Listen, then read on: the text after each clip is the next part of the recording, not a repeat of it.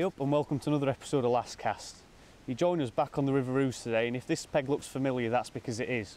This is actually the same peg that we fished in our mixed bag video that we did just a few weeks ago. What we're looking to do today is try and employ the lessons that we learned from that actual session in terms of trying to get past the bleak and look to isolate a few better fish. Looking across the kit we've got today, we've gone for a completely different approach, and it's worth noting as well that the river's actually down by about 1.5 foot. So we've actually waded out a bit further into the river here. But in terms of the approach that we're looking today, we're not using any rod and line, it's purely pole work, and that's because I'm looking to use heavy olivettes, get the bait down in this depth of water and really try and get past those bleak. So we'll have a quick look at the rigs that we've got set up now. So I'll just move this out of the way. The first rig that I'm going to look at is actually a rig that I've decided to employ because I did lose a couple of perch down the edge, and I do believe that there's going to be a few down there as well. Interestingly today, there's actually a bit of tree which is broken off behind where we're fishing, and that's now laying in the area that I did actually hook a couple of those perch, so it's created a bit more of a feature. So in terms of fishing up to it, I can't really run a float past it, so I'm looking to use a flat float for that. So in terms of the depth there, I've got a top 4 kit set here, but it's probably about just over 8 foot there. Run to the top end of the rig. In terms of the elastic choice, I've got double number 4. It's ideal for catching anything from those little rough and gudgeon right through to 2-3 pound perch, so it should cope with pretty much anything that I'm going to encounter down there. I've tightened it up quite a fair bit, again because that tree's in the water, so I don't want to get snagged in it. Mainline wise, I've got 013 Guru N gauge.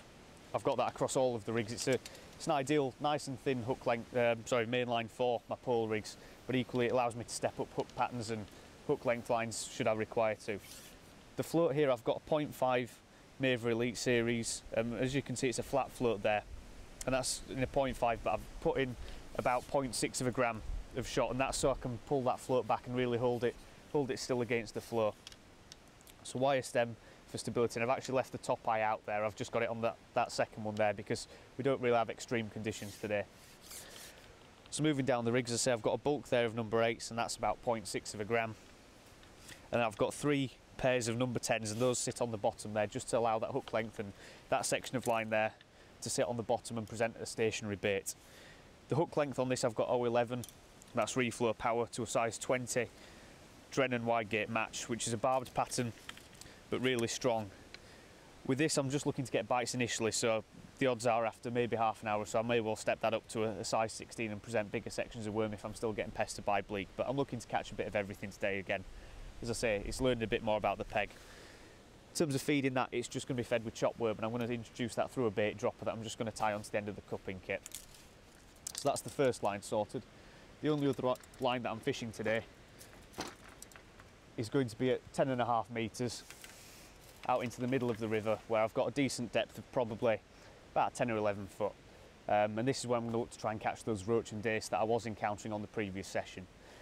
Rig wise, I've got 2 set up. They're pretty much identical apart from the size of the floats. Again, 013 N gauge mainline, but I've got number 4 elastic set in both of these, set nice and tight. In a depth of water where you're striking through a heavy float, it's important you have your elastic set tight, so when you do give a nice positive strike, it will set that hook, because you have to strike through a fair bit of float, and equally you've got a lot of weight in the olivette to strike through. Speaking of which, move down, that float's a census desk. I'll just pull it down here. Wire stem, nice fine tip there. Again, because we're roach fishing, I'm looking to fish baits like single, maggot, caster, but the weight's the key thing, so a nice bit of sensitivity, but that's in 1.5 grams on this rig. So that moves down to the olivette, which is just down here, and I've got some number 9 shot around that just to kick it away from the olivette, just to make it more tangle free.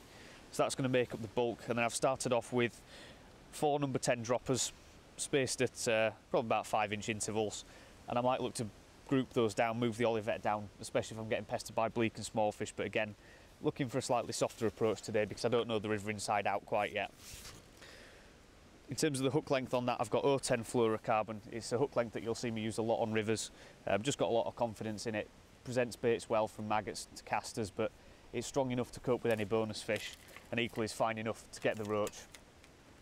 The other rigs that I've got set up is almost a duplicate of that, but I've got this set about 2 or 3 more inches over depth. That one I've got about 1 inch over depth. I'm looking to slow that down a little bit. This one I'm going to hold back a little bit more. In terms of the bottom end of the rig, I've got a size 18 silverfish maggot instead of the 20 that I've got on that. Again, 0.10 hook length, but I've got pairs of number 9 droppers. I've got 3 of those up to the Olivet, which I've got set at the same distance from the hook as the previous rig. But again, this is for a 2 gram float, so you can see a few more number 9s on there.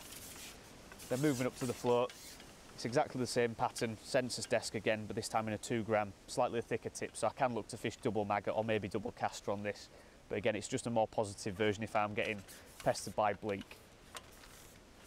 So those are the rigs. As I say, I've plumbed up those 2 at 10.5 metres out towards mid-river, and the flat float's going down this edge, probably about 10 foot from the bank.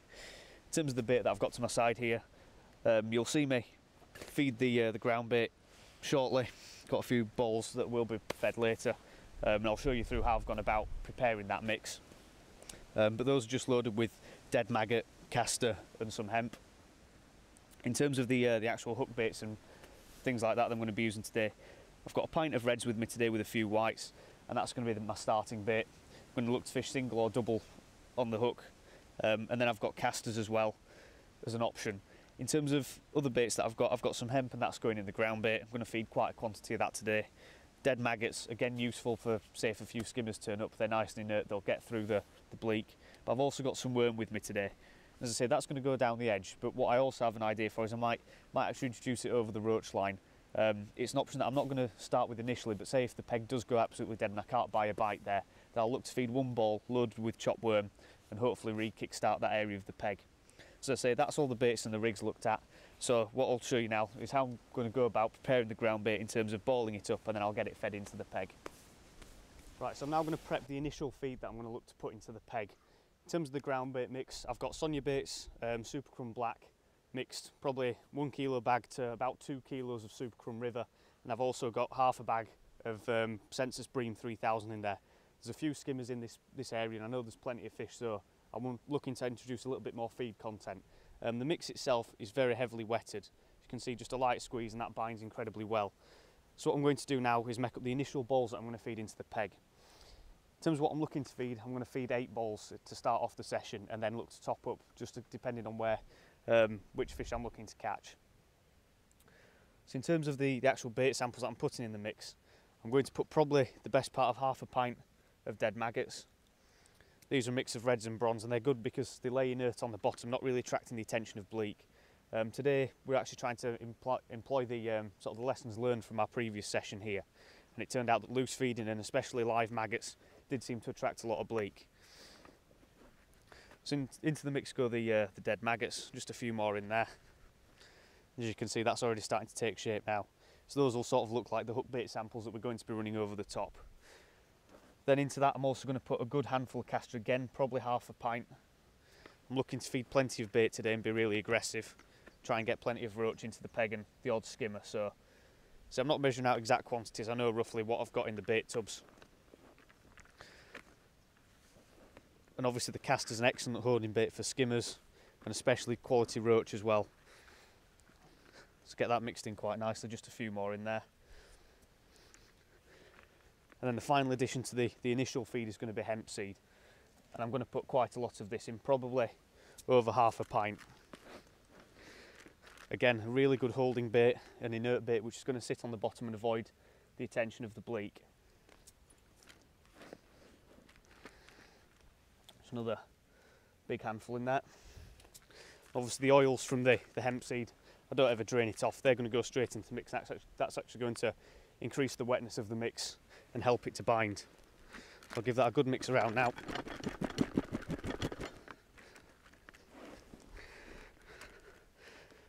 And I'll start making up the balls. As you can see, that's the mix that we've got there, loaded with casters, the odd maggot and plenty of hemp seed, which blends in nicely with that dark ground bait mix. So that's going to match the bottom of the river quite closely, and if not, just be a slightly bit darker, just to allow the roach and things to settle. There's plenty of pike in here, so a dark ground bait mix is what I'm going to go for today. So as I say, got that all mixed up now, so I'm going to make up the balls. So I'm feeding the balls really hard, squeeze them nicely, you can see, and we're going to feed 8 of those to start off the session. So I'll just crack on with making these up now. And in terms of how I'm going to go about feeding these, I'm going to bowl them in. I'm not looking to create a really tight area of feed in the peg. So again, just balling it in allows me to spread it about. It gives me a good area to run the float over. So that's 3 there.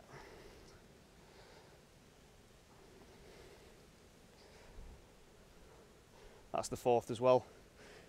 In terms of the mix that I've actually used today, we're having to contend with a fair bit of depth, and there is a certain level of flow on these large rivers.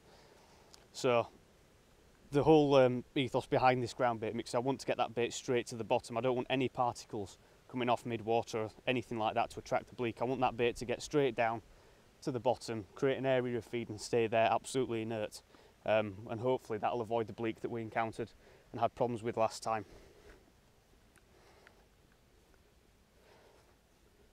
In terms of how I'm going to look to top up the peg today, there's going to be absolutely no loose feed introduced. It's all going to be introduced through ground bait. So it may be a case of I'll look to catch maybe 20-30 fish and then top up with 2 or 3 balls, or I may actually start throwing just little nuggets of ground bait, about that kind of size, just depending on the response from the fish. But I do have options today. So just get the last ball made up.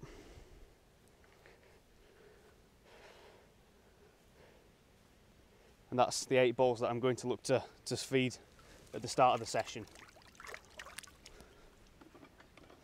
As you can see, what I do with this is I keep it separate from the rest of my ground bait, so I know at a glance exactly how much I've fed at the start of the session. So if I do come back to the River Ouse at some other point in the future, I know what worked. Say today I get a good initial response and then the fish seem to disappear from the peg, I can't really get them back there. I know that I've overfed. So obviously I've looked at my mix today, I know exactly how much bait I'm introducing initially, and it gives me a good reference point for the future. So we'll get these balled in now from when I'm sat on the box. Right, so as I've said, I'm now going to ball in the ground bait. In terms of where I've got my pole set, I've picked an area of dark water. I always go on about this when I'm float fishing, where I can see the float perfectly, and that's where I'm going to be looking to get the bites. So that's where I'm looking to create the feed area. I've had a good plumb out. I've plumbed right out to 13 metres plus, and it doesn't really get much deeper out there. It probably drops off by another foot, but the area I've got is quite flat and a perfect depth. And as I say, at 10 metres it's really convenient. So I'm going to get those 8 balls put into the peg now. In terms of what I'm doing, I've actually set my pole in a rest. I'm going to look to ball it in. I'm doing this instead of cupping because I want to create an area of feed, and it also just makes the process a lot quicker. So as I say, I've got my cupping kit on, which gives me a nice visual target to aim for, and I'm just going to ball it in slightly upstream of that. Again, looking for a really rough spread of the bait.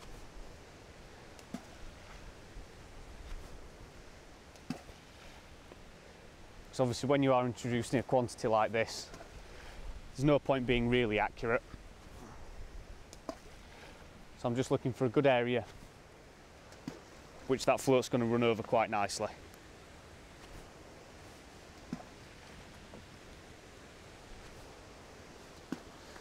There we go, so that's the peg fed. So I've got a half extension on, so I can fish past it and look to fish around that area. So that's what I'm going to be looking to achieve. In terms of what I'm going to do with the edge line, I'm going to just fish a worm down there initially to try and gauge what's down there, because it's a feature, so I'm not looking to feed initially. But what I will do, say if that area dies, then I will look to pick up that cupping kit and put in a bit of chop worm through a bait dropper and try and get that going as well. But as I say, my main plan of attack is going to be 10.5 metres out into the middle of the river.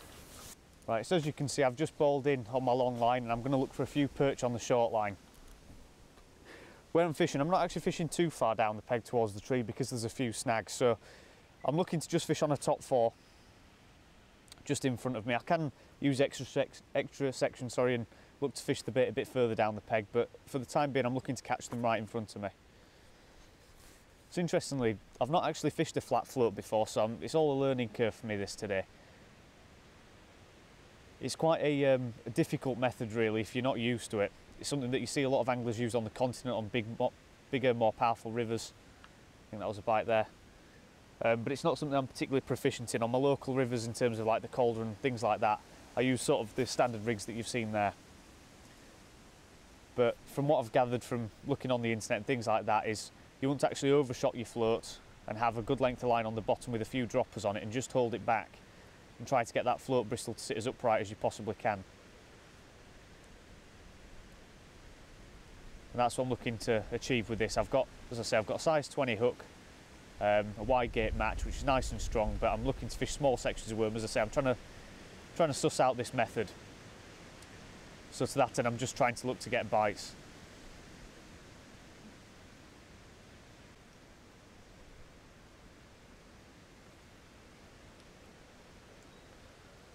So it is a bit difficult trying to learn a new method like this, but I'm just trying to suss it out. I think I could actually fish like a 3 gram standard float, pole float over this line. But with the flat float, the idea is that it cuts through the flow a bit more, and it means that you can get away with using probably half as much in terms of weight of float as what you'd have to use for a traditional float. So obviously that aids when you're striking and trying to present the rig.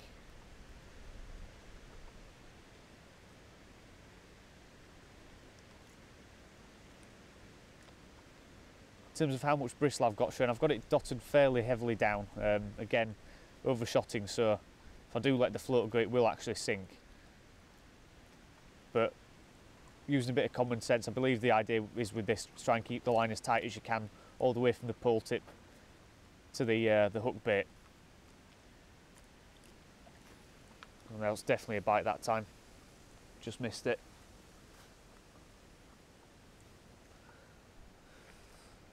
Making sure the rig's all good. And the idea is with this just to try and catch a few bonus perch to start with, and I'll try and look to develop this line as the session goes on, but obviously my main plan of attack is to look for those roach across further out. Just bumped a fish there actually. Yeah, it's taking the worm that time, as you can see. Just letting that line settle. Obviously I've put in a quantity of bait, so there's no point really fishing over the top of it sort of straight away and unsettling the fish. So I'd look to give that probably half an hour, maybe a little bit longer, just to allow some roach and dace to settle over that area. In terms of the size of worm that I'm picking out, I'm looking for a fairly small one. Again, just trying to see what's down there, but if it turns out there's plenty of perch, then I'll look to step that up in terms of hook size and even the size of worm that I'll use. Maybe looking to use a larger dendrobina, maybe 2, and probably look to fish a 16s wide gate match hook.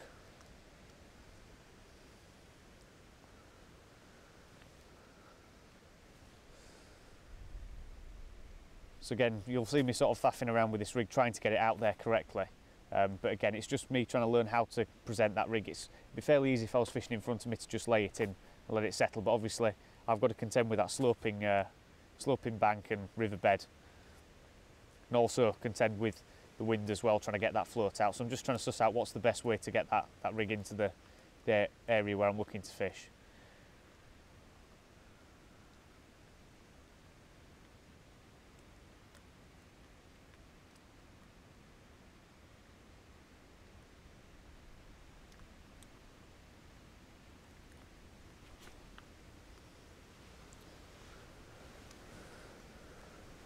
So what I'm looking to do as well with this is, I think the idea is to get that bulk down as quickly as you can and sort of pull the float back up a little bit to get the line beneath the bulk on the bottom as best you can with your droppers, and then just try and let that float settle against the weight of the bulk and try and balance it.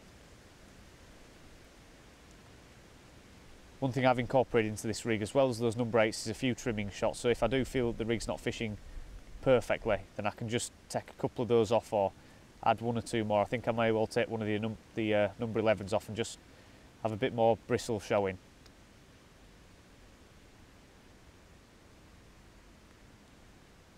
But again, with this kind of rig, it's all about trying to balance it correctly for the conditions, really.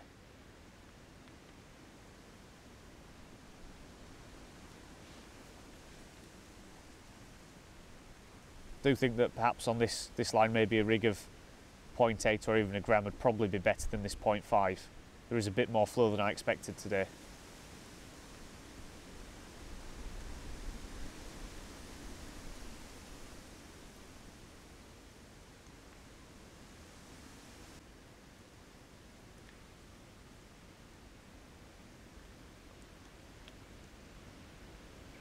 So hopefully we'll get this flat float sussed out and then try and put 1 or 2 perch in the net. before we start thinking about that long line.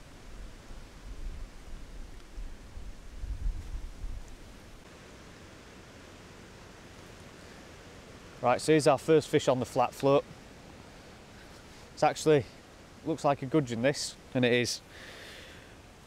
Not a bad size one that, but it shows that the rig's actually working effectively there. Nice little pull on the float, so it gives me a bit of confidence now to build on that and hopefully try and catch a few perch on that line. If it turns out there's lots of these gudgeon about, then I'll probably look to switch to a bigger hook and larger sections of worm and look to feed a bit of bait as well. As you can see the size of the worm that gudgeon took there. So I'm not exactly using small baits, but again, compared to what we started with on our previous session here, it's quite a bit of a difference. I'm starting to work out just how to get that float to sit nicely now. It seems that the best way is to get that rig way out into the river, slightly downstream, let that lead swing towards me, and then just try and tease the float back into where I want it to sit. And then by just holding that float, that pole tip up a little bit, I can dictate how much bristle I want to show.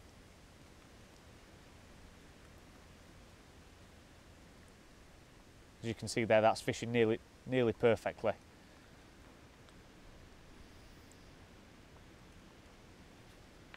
Missed a bite there. These may well be gudgeon that are having a go at this. So as I say, I've always got the option then to step it up and look at feeding some bait and fishing bigger sections of worm, but obviously it shows that the bait's presented correctly if I'm getting bites off gudgeon. That bait's nice and stationary on the bottom. So just going to twitch that up towards me a little bit and then let the float run towards the bulk.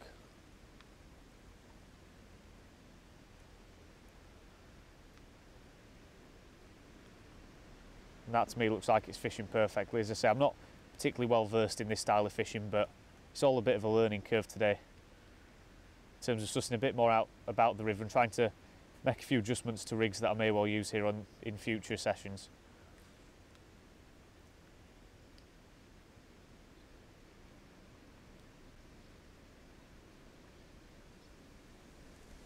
So I think what I may well have to do if I look to fish here in future is probably invest in some larger flat floats.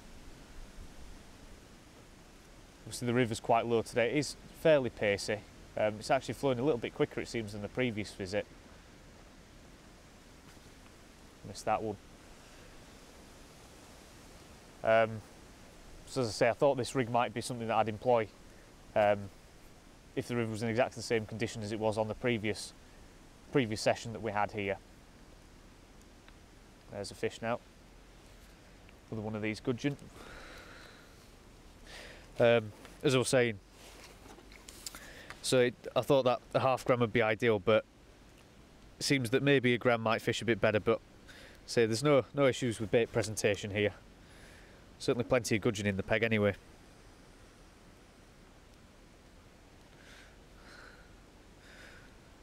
Just pop the hook out of here, and I think I'll put on a slightly bigger section of worm this time. So the used worms, I'm just keeping in a little pot next to me for chopping later. No point wasting them really.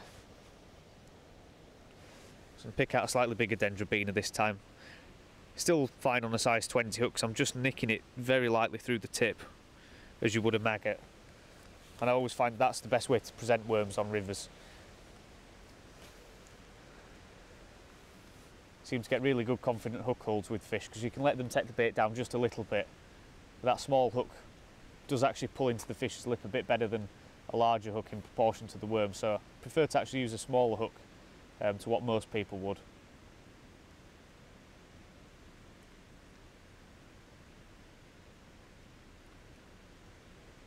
So all the while I'm thinking about how long I'm going to be before I actually go on that roach line and see what I can catch. In terms of rigs for that, if it turns out that I'm still getting bleaked out, I've got other rigs that are in my box that I can look to employ there, including a 3 gram sort of reverse body style float that I might be able to really run through the peg or maybe even hold back a lot harder, but I've got some more positive rigs with me that I can look to upgrade. Again, I've started sort of in the middle. I could probably fish a 0.8 there, but I'm looking to fish somewhere in the middle, sort of a 1.5 to 2 gram covers most of my fishing on the rivers that I'm used to. But again, in future sessions it may be that I look to upgrade that to maybe 3 or 4, even 5 gram floats.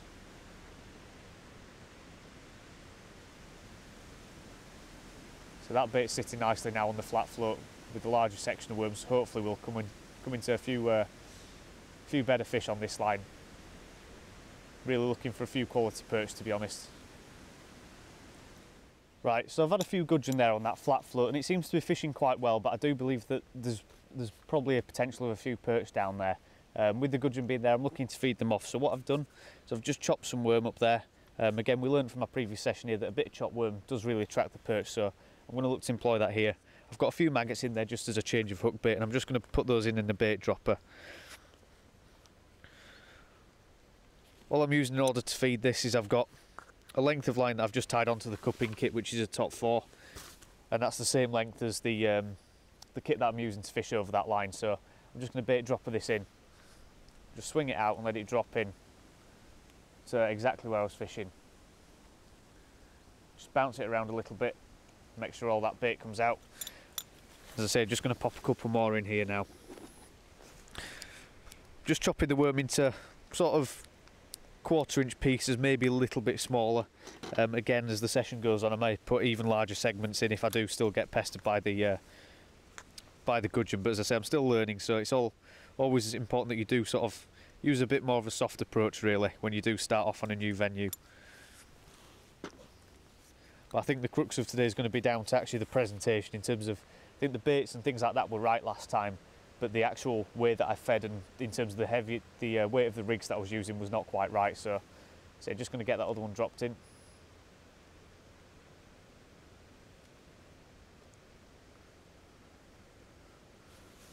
The reason for me using a bait dropper in this instance is I could pot in, but obviously flowing water and sort of a light bait like chopped worm and chopped maggot is going to flutter around and end up spreading all over the peg, and I'm looking to concentrate these fish right in front of me where I'm looking to fish a stationary bait. It wouldn't be so bad if I was, say, running the bait over an area. I could spread the bait out a little bit more, but in this instance I'm looking to concentrate them just in one spot in front of me. Just going to pop a few casters in there as well. Obviously perch do like eating casters as well, so it's always good to just have a few options in terms of hook baits and things like that in there.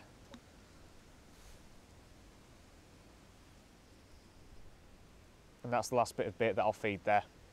So I've created a nice area and then I'm going to go straight over that. It's been probably 15 minutes now since I've fed the roach line, so I've still got a bit of time before I look over it. So as I say, I've had a couple of fish on this shorter line, but it's now time to look over there and try and catch a few bigger perch. So as I say, I've just fed that short line now, so I'm going to use a section of worm like that, just the top half of the dendrobina. I'm just going to try over the top of it and again see if I can get a few more bites. So what I've learned is to try and get that rig laid out well past where I'm fishing, then try and let it swing in, similar to sort of margin fishing actually. Trying to get that bulk to swing towards me and then settle.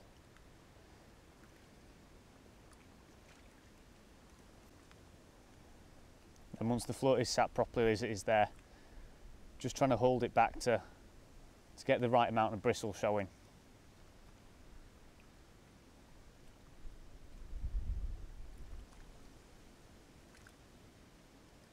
I definitely think that bristle's sort of sat at more of an angle than I'd like it to be, so probably, as I say, a gram float might have been better in this instance. But by overshotting the float, I'm still getting good bite registration. As I say, if I start missing bites, I've always got the option there to put on a more standard rig. Just missed one there. I'll probably may look to use a 2 gram Drennan Carbo float, which is one that I like to use for a lot of my chopped worm fishing on rivers. Nice cane bristle, so I may look to use that over this line if conditions become a bit more adverse. Just missed a bite there. Responded to that chopped worm straight away. So as I was saying, I could look to use that kind of rig and run it over the bait a little bit. So I've always got options. As I say, it's a learning process, is this on the river. my second visit, I'm fairly happy in terms of I've not actually got any bleak in the peg as yet, which is a massive contrast to the previous time, and I've still not actually looked on that long line yet. So with any luck we'll encounter one or two nice perch on this.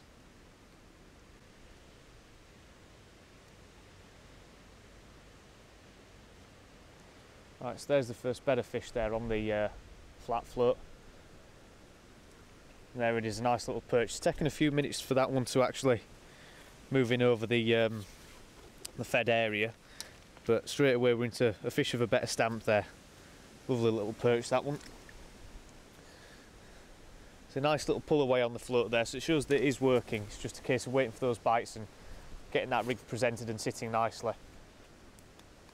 So hopefully we can put a couple more of these together, and then I'll have a look on that long line and see if the roach and dace have lined up a little bit. Just had a bleak nip at that one. And then I'll use this line intermittently throughout the day, look to top it up occasionally, just to try and get one or two better perch out in quiet spells.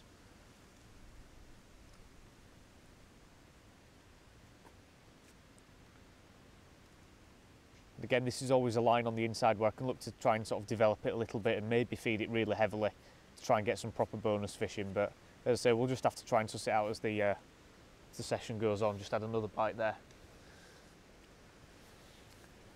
I think obviously with this rig a lot of tweaking is required. Certainly something I'll invest in is a few more flat floats and tie up a few more rigs and really try and get this style of fishing sussed. Because I certainly think it will be very, very productive on this river.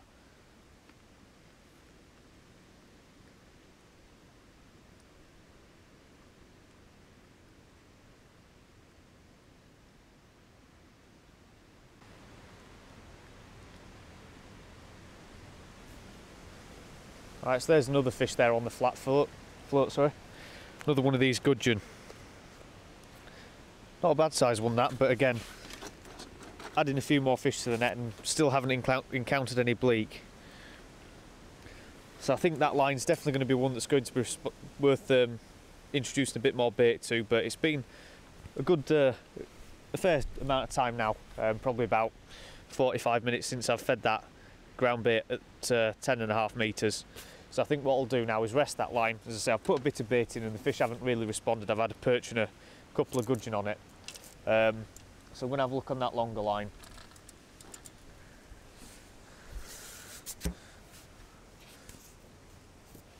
So what I'm going to do now is just move a couple of bits out of the way. I'm going to start on the lightest rig. As I say, going to just put a single maggot on this size 20 and ship out to mid-river. Hopefully there should be a few fish down there. With this rig though, I'm going to look to really try and up the hook size and things like that as quickly as I can. Let's get that out to where it needs to be.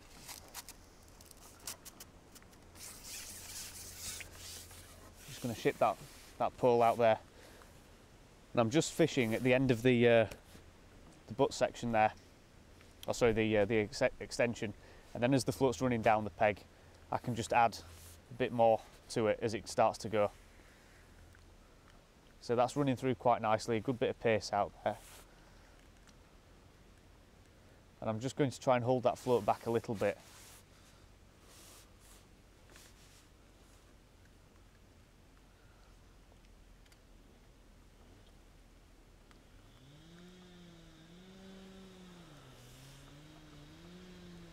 So again, it's just a case of lifting that up, getting it to sit, and then just running it over that ground baited area. So the difference is on this session compared to my first visit, I'm really trying to concentrate those fish in one area. I think a small fish might have hold of that.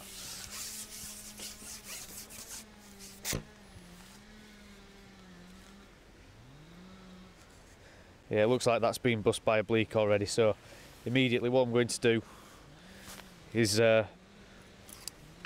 bring that bulk down a little bit further and just try and get that bait down quicker.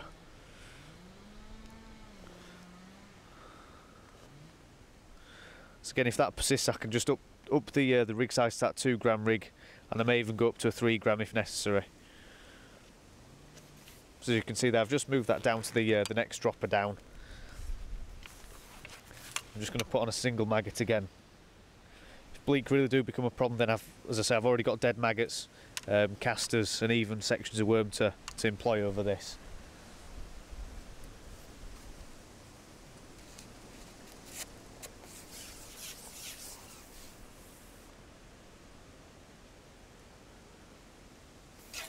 So again, just shipping out, letting that bulk and olivet go straight down, then just easing that down the peg. There's a bite straight away. I've just missed that one,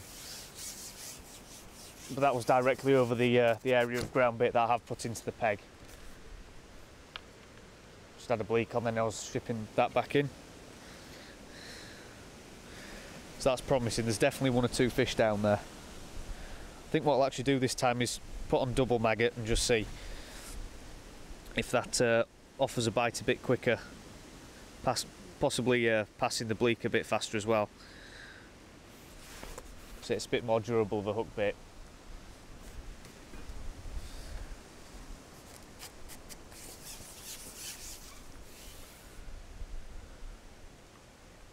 I think one of the keys today is going to be shipping that pole out really quickly and getting that olivet down as fast as possible, because there's a lot of fry in the edges here.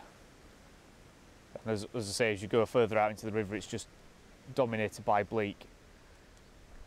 So trying to get a bait out in there in one piece is absolutely essential, really.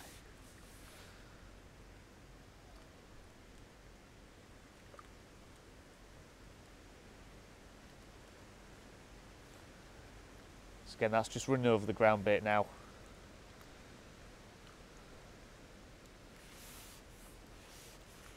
Just had an indication there. So I'm fishing this rig about 1 inch over depth, but with the pace I may well fish it at dead depth and use this rig to run the bait right at the fish at full pace of the river.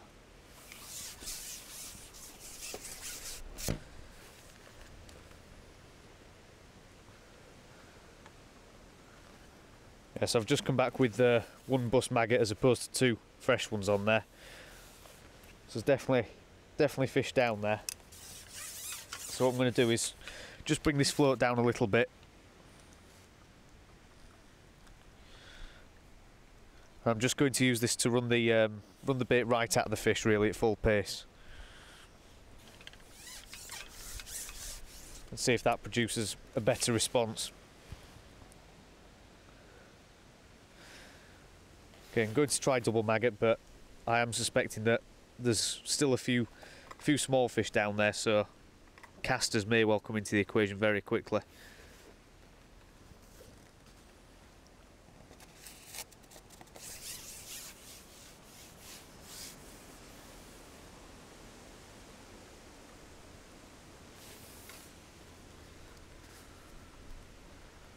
So I'm just making sure that bait's bombing straight down, so I'm dropping the olivet right beneath where the float needs to go and letting it fall at as fast as it actually can. It's just going over the ground baited area now.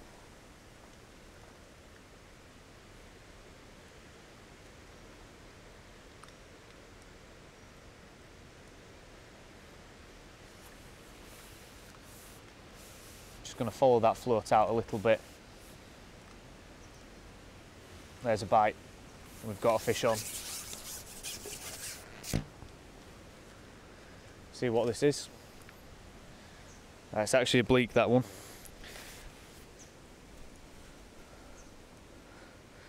So I think they're clearly happy to sit on the bottom as well and take the ground bait, because it may well be a day where I have to feed a lot of bait to try and get these bleak fed off. But I'm going to plod on with the double maggot, and then, as I say, I'm going to look to switch to casters and worm as the session progresses.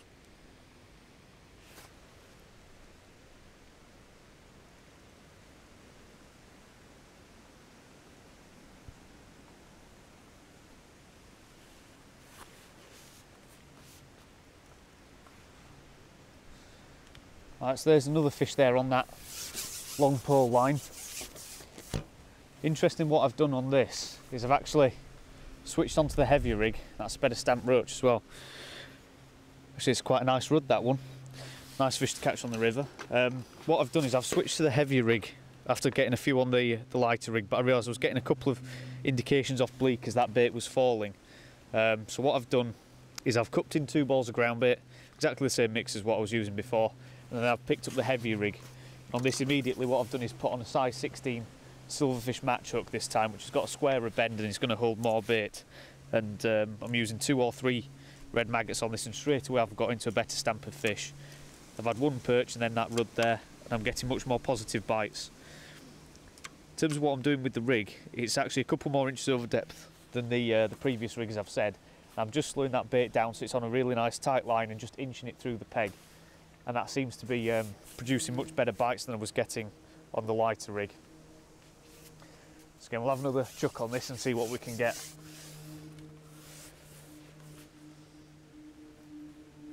So also with this 2 gram Olivet, it's allowing me to dump that rig down quite quickly, so it's settling very quick. And in terms of the droppers, what I've done, I started off with 3 blocks of 2 number 9s. There's another bite there. And what I've decided to do is bring the Olivet down a bit further and group it in 2 blocks of 3 number 9s each. And that seems to be the best presentation at the moment, much more positive. So again, I've got no doubt that if I was fishing, say, a 3 gram float or something like that, I'd be getting even more positive indications. So I think I could probably get away with an even heavier rig. Getting a bite each run through now. And interesting, the maggots are coming back in fairly good condition, which tells me that it's not bleak that are actually getting to the bait.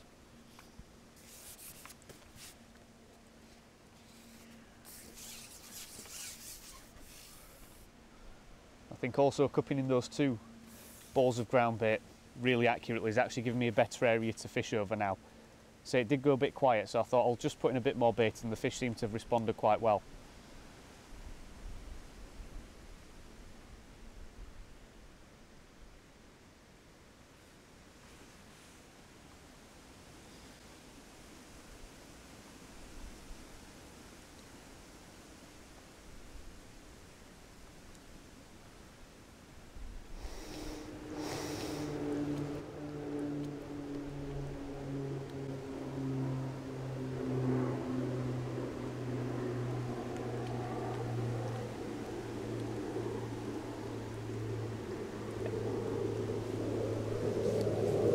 Another one.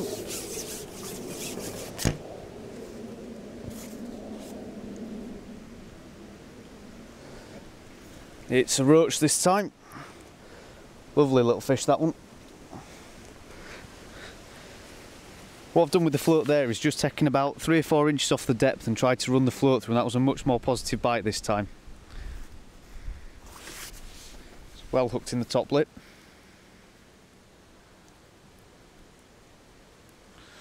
It's a real quality fish, these. These are the ones that I was looking for as opposed to those bleak last time.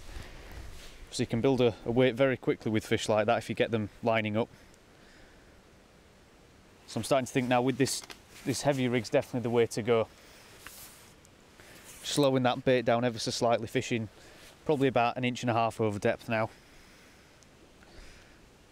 And using double maggot hook baits that seem to be getting through the bleak quite easily.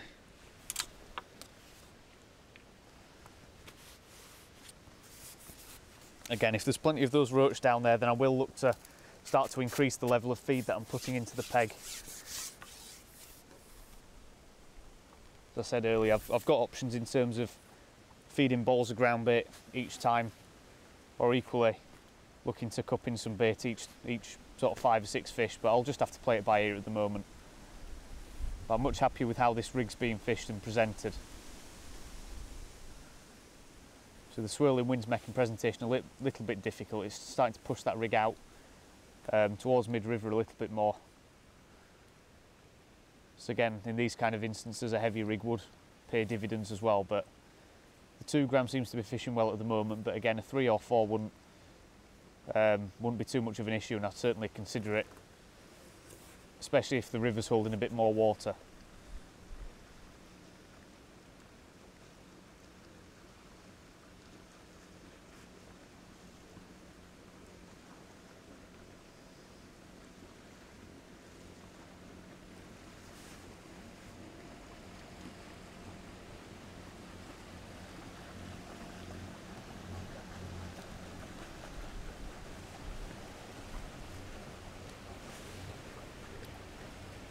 Right, and there's a better fish now. That was towards the bottom end of the peg. Could well be a perch, this one. Definitely a better stamp fish. Yeah, and it is. Again, I was expecting to catch these a bit further down the peg and also on that short line, but as you can see, much better stamp fish than the bleak we were getting on our previous visit. Gorgeous perch. Again, that took the bait just as I was holding it back a little bit, so it's certainly the way to go in terms of presentation today.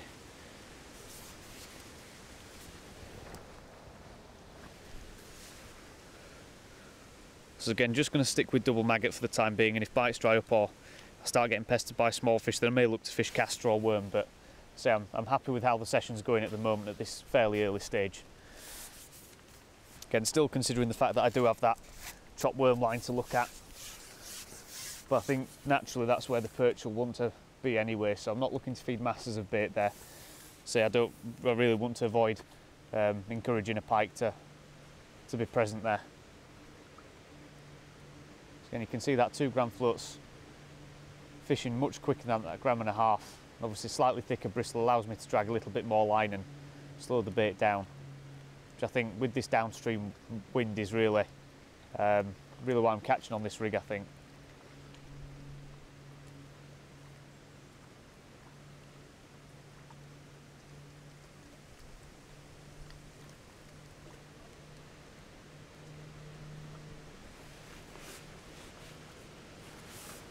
You can see float control isn't easy in these conditions, but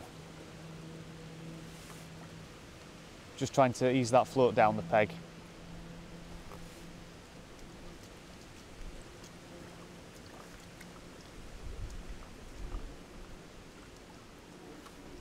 Obviously once it's at the bottom of the run, then just lifting it up a bit. I think I've got a bit of debris on there. And then just lowering it back in. So if I keep having quiet spells, then I will look to top up. I'll probably introduce 1 ball at a time, I think.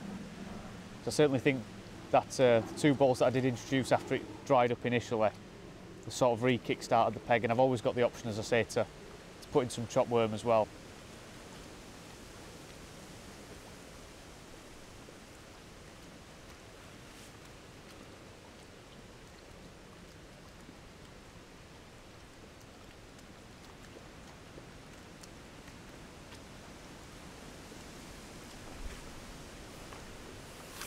Oh, I missed that bite there.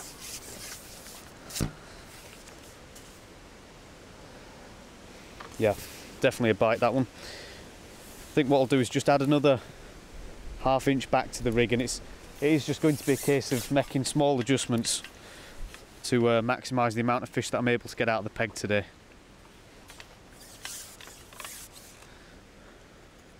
But I certainly think slowing that bait down is the way to go about it.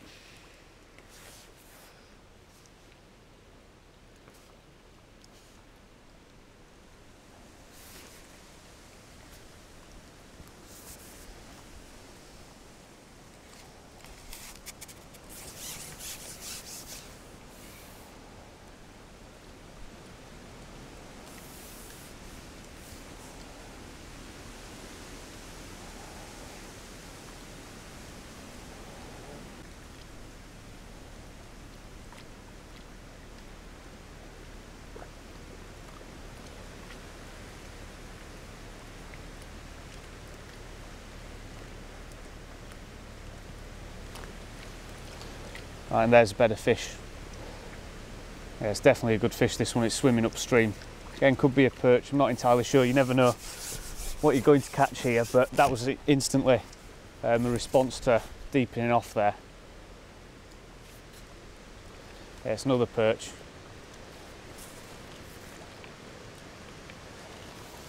Yeah, it's just dropped off at the net. And I think with this upping of hook size, what I'm going to have to do is tighten that elastic just a little bit more and make sure I'm really setting that hook. So I'm using barbless, which I prefer to use on the pull, but just one of those risks that you do run. So what I'm going to do now is just tighten that elastic up just to make sure I'm able to set this hook.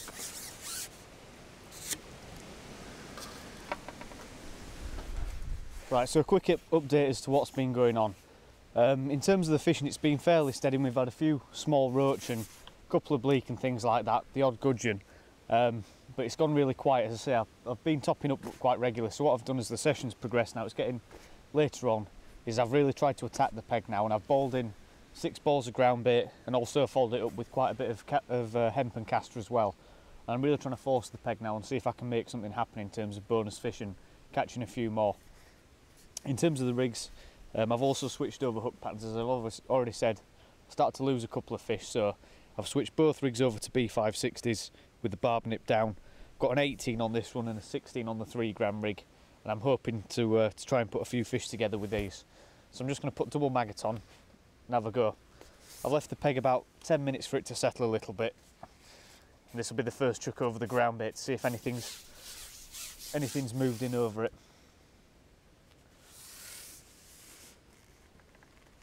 In terms of this ground bait that I've bowled in, I've actually bowled it in slightly upstream in comparison to where I was fishing earlier, because as it turned out there was some level of a snag down there and it was causing me a few issues.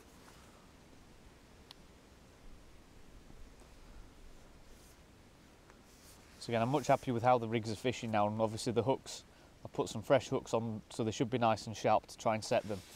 Obviously with the little bump from the barb that's been nipped down as well, it should just prevent those fish coming off when I'm breaking down the pole down at the 5th section.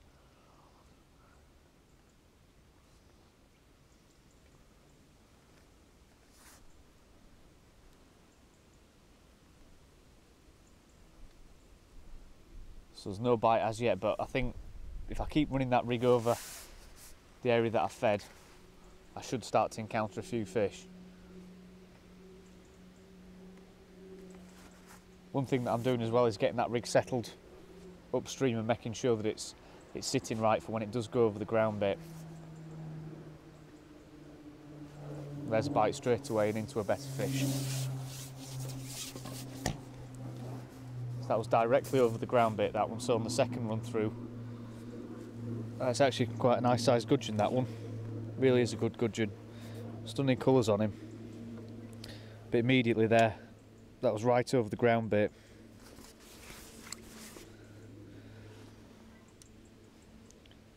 It's getting a really nice positive bite on that float, and obviously I'm with the 2 gram float at the moment, but if I start missing a few or whatever it might be, then I've got the option to step up to that 3 gram float. And as I say, I'm much happier now with the hooks and hook lengths that I'm using.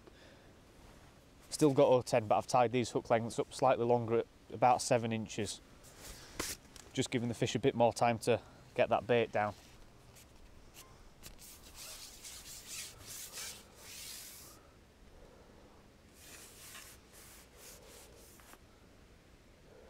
With any luck, I should be able to put a good run of fish together now.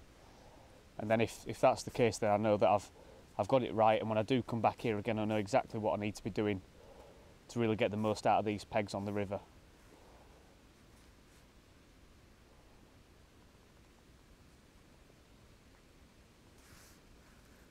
That's running over the ground bait really nicely there.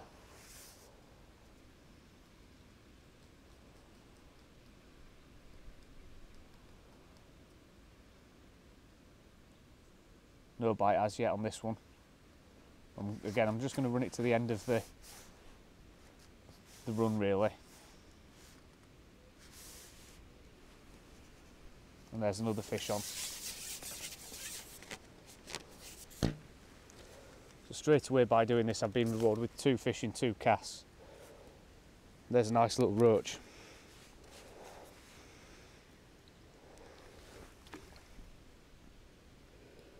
So definitely that change in hook pattern and hook size, coupled with the feed in there, has really brought on the fish. So I'm starting to think that I'm beginning to suss out this river a little bit better for the for catching these small silvers. I know that obviously if I do come back to this river in the future and say I'm fishing a match, then I'll need to suss out some way of targeting and catching the bonus fish, which I suspect is some variation on that short line that I had today. It didn't work, but again it gave me an idea of what I might well employ in the future. certainly this style of groundbait fishing. There's another fish straight away. Being really aggressive, using heavy rigs, but still a bit of finesse on the hooks. Seems to cut through the bleak. I'm not catching massive fish at the moment, but again, good weight builders, and when you're getting a bite every run through, that's really what you're looking for. Hook bait wise, I'm just sticking with double maggot, and that seems to be doing the trick at the moment. But again, I've always got the option of casters and things like that.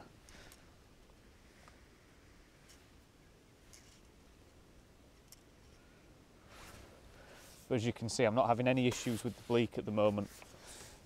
I say that can be attributed to the heavy feeding and the rigs that I'm using. I think using hook lengths and hooks with a bit of finesse like the B560s with 010 seem to be just right for this kind of fishing. I think if I was fishing any heavier, then maybe I'd compromise on catching some of these gudgeon and quality roach.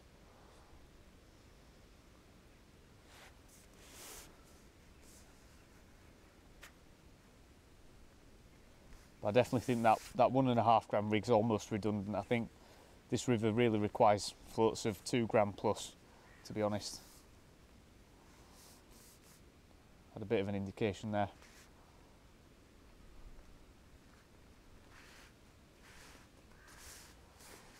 Again, just going to follow this down the peg a little bit.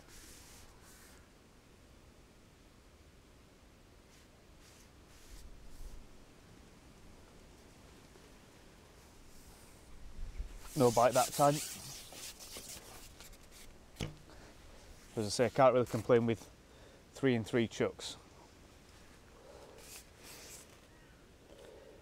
So those maggots have been nipped a little bit. I thought there was some level of an indication there.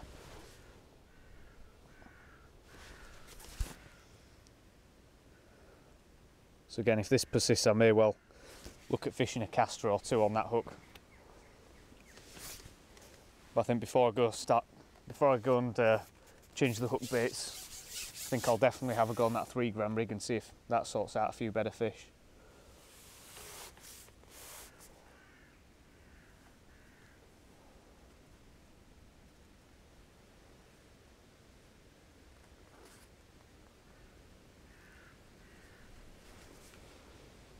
Missed that one that time.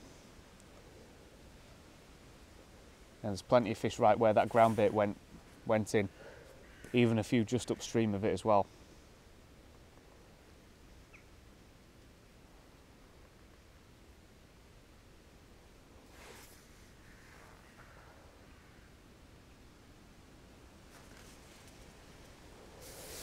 And that was a smaller fish that time.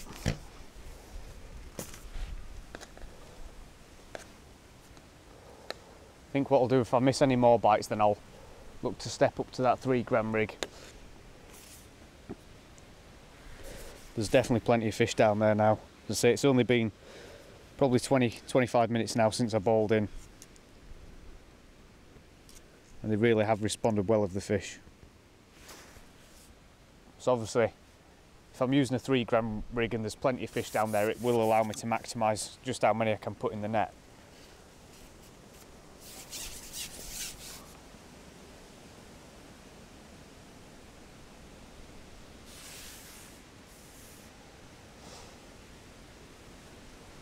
Be interesting. I'm also catching a few fish short of the feed area as well. So I think there are large shoals of fish here. So I think it's a case of quantity and being really aggressive with the rigs as well, more than actually being accurate and things like that.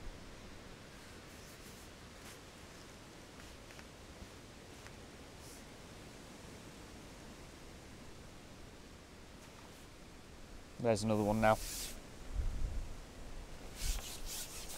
So these aren't massive fish, but compared to bleak and fish that we were catching in our previous visit, they're far better stamp. Slightly better roach this one, so I'm just going to net him.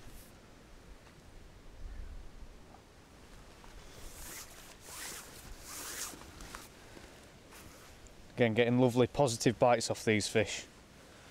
So those are the kind of fish that we're looking to catch today. Lovely stamper roach that.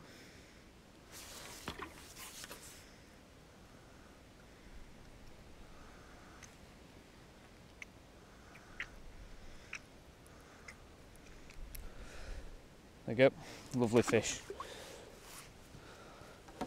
Obviously using these B560s is allowing me to get them out a lot more consistently. They're not dropping off when I'm breaking down the sections. So I think it's starting to come together a bit, is this.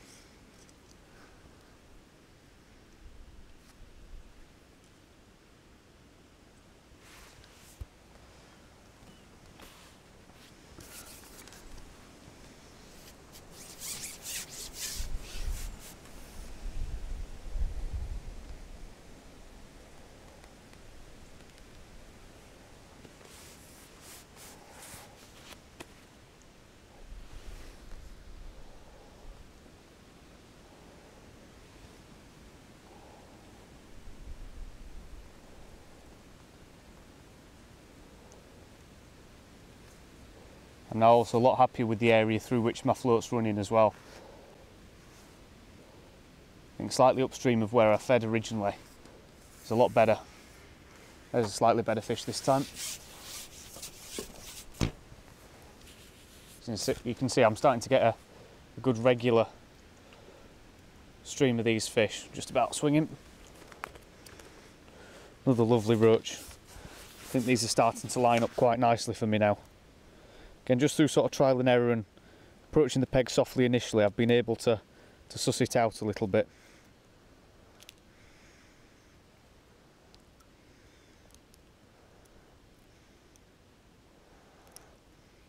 There you go, another gorgeous little roach. With any luck, there'll be one or two slightly bigger down there.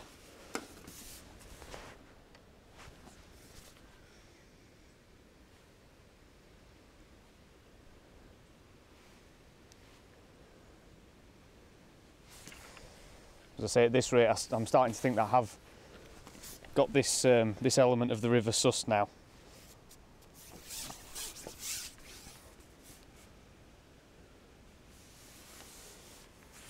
I think I've got my ground bait mix as near as perfect as I can get, to be honest. As I say, I've had one hybrid and one skimmer as well today, only tiny, but again, using sort of slightly more food content in the mix has probably brought those into the peg.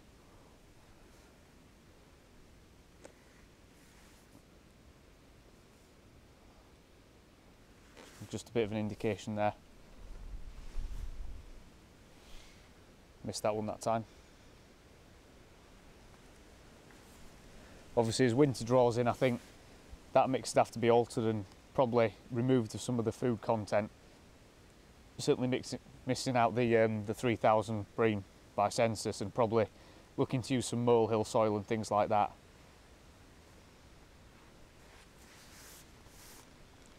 But it's definitely essential on this river to use a carrier like that to avoid the bleak.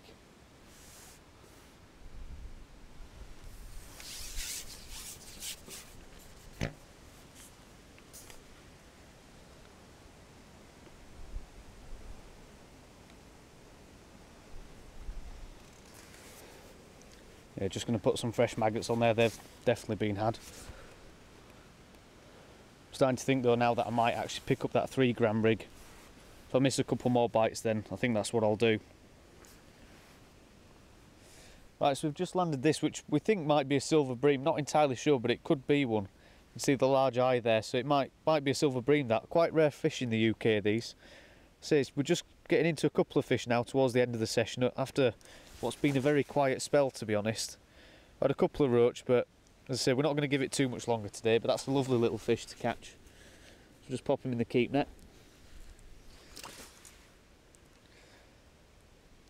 As I say, as we're getting on in the session now, we've run out of ground bait to feed, so it's just a case of fishing around that and trying to pick off the odd fish that's still in the area, which we've managed to do there just by fishing half a metre past and just holding the float back a little bit. So we'll hopefully get a few more fish in the net before we conclude the session anyway.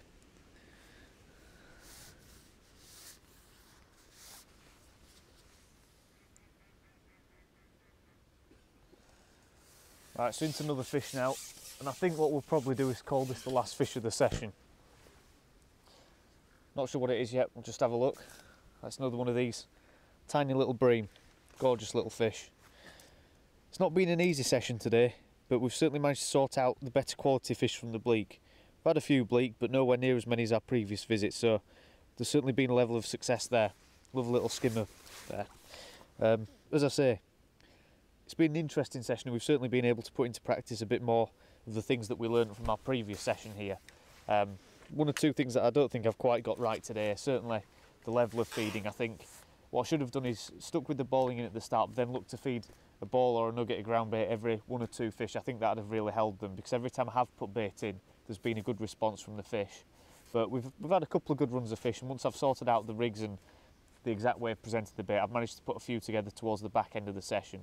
Another thing that was quite apparent as well is hook choice as well. Using something like a B560 really helped get those fish, or make more of them available to be put in the keep net. I think I lost a lot of fish using silverfish match and silverfish maggot hooks, which are barbless patterns, because I'm breaking down on the top 5. So again, that's another thing learned. So I think what we'll do now is conclude the session and have a quick look at what we've caught.